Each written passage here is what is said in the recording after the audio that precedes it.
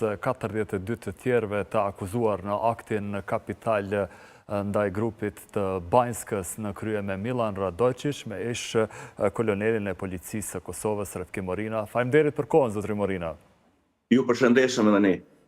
Një pyetje e parë që do t'ja bëja është prokurori i special i rastit, zotëri Abazi, kur e pyet atje se si do t'ja bëjnë për sjelljen e Radojqićit dhe grupit të tij mafioz, të cilët e kanë kryer aktin agresionit ndaj Republikës së Kosovës në Banjsk, tha se do të shkon përmes bashkëpunimit ndërkombëtar në këtë rast të Interpolit.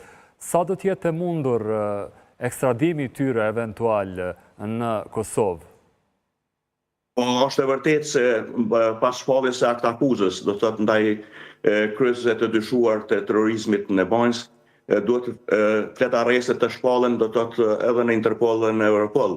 Mirë, po masi skemi marrëdhënie të mira shtetërore me Serbinë, një gjë e tillë do të thotë është e pamundshme ekstradimi i kryesve ose persona kryesor të Banjskës, të terrorizmit në Banjsk, prandaj ata detyrohen të rrinë në territorin e Serbisë nëse paraqesin flet arrest në aspektin e Interpolit, po edhe Europolit. Gjithashtu, nëse ata zinën në ndonjë shtet ku Kosova ka marrëdhënie të mira diplomatike, shtetërore e tjera, mund të arrestohen edhe personat e tillë të dërgohen, do të thotë të ekstradohen në Kosovë. Por me shtetet e cilat Serbia ka marrëdhënie të mira, unë dyshoj se shtetet e tilla do të ndërmarrin një hap të tillë. Po.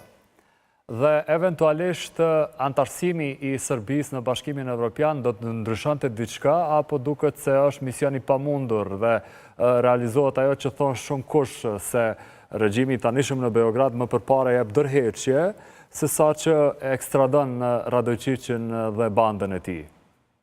Po, duke marrë për bazë atë se mu terroristët së bashku me Radojqićin janë pjesë e klikës udhëheqjes Serbisë, unë dyshoj në atë se ata do t'i dorëzojnë dhe ekstradojnë personat e tillë të dyshuar, për arsye se edhe me konventa ndërkombëtare, personat e cilët kryejnë terrorizëm e tjera, shtetet janë të obliguar të ekstradojnë në vendet ku kanë kryer krimin, ku kanë kryer veprën penale, por një gjë e tillë unë mendoj se nuk do të lejohet, për arsye se pas këtij grupi terrorist qëndron Vučići dhe politika e tij.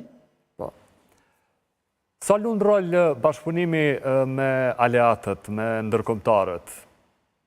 Po, unë mendoj se Kosova, diplomacia kosovare duhet të jetë vazhdimisht aktive në aspektin që me diplomacinë e shteteve europiane, Shtetet Bashkuara të Amerikës e tjera, të insistojë vazhdimisht që personat e tillë do të thotë kryesuesit e aktit terrorist në Banjsk të kthehen dhe të gjykohen si tansi, se për arsye se gjykimi i tërësishëm në bazë të aktakuzës që kanë ngritë prokuroria speciale ndaj 45 persona, do të thotë 42 tani, pasi që trevi që kemi gjykimin, do të thotë në të gjitha këto raste është e plot kur gjykohen të gjithë së bashku.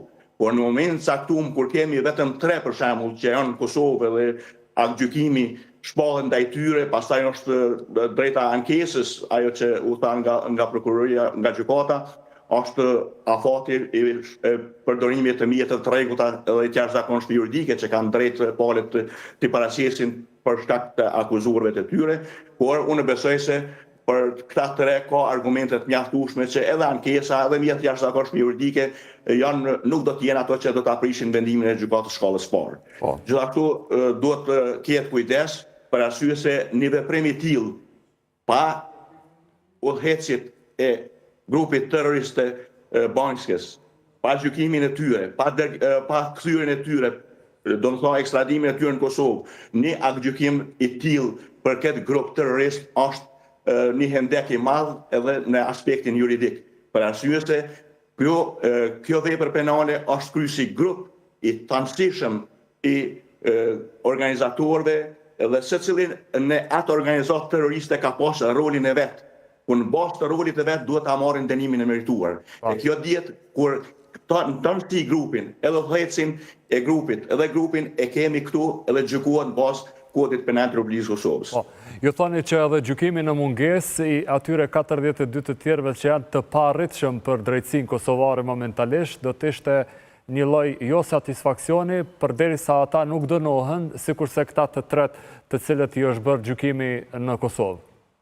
Po, dënimet në mungesë, në bazë të argumente, nëse ka argumentet mjaftueshme e tjera, është një gjë e mirë, po nuk efekti është kur ata janë prezent në sallën e gjykimeve, ballafaqohen me provat, me faktet, me armatimin, armatimi i madh që është gjetë në bank është pjesë e tyne.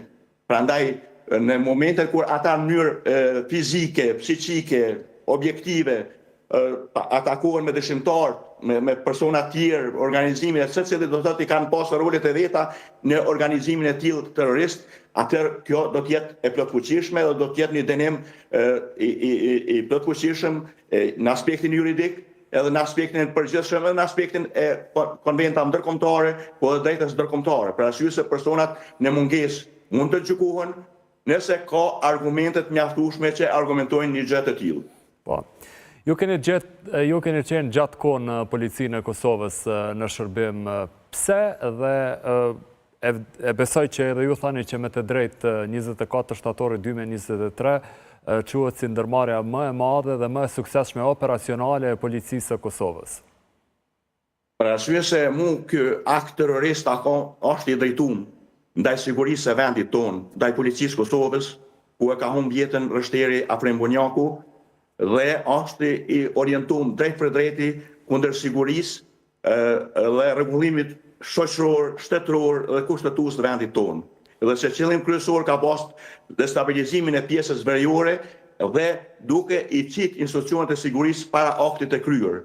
Por fatmirësisht policia në mënyrën më profesionale të mundshme e ka kryer punën e vet dhe tani Departamenti për krimet të rënda dhe prokuroria dhe gjykatat kanë përpilu akt akuzat për 45 persona të akuzuar si pjesëmarrës të dyshuar në rastin Banjska. Po, në aspektin e sigurisë, lexova një vendim të qeverisë gjermane, e cila thotë se ja shtyen për një vit, do thotë mandatin KFOR-it gjerman në Kosovë, dhe i përmend disa incidente, për shembull rastin në Varag, ndaj Iber Lepencit.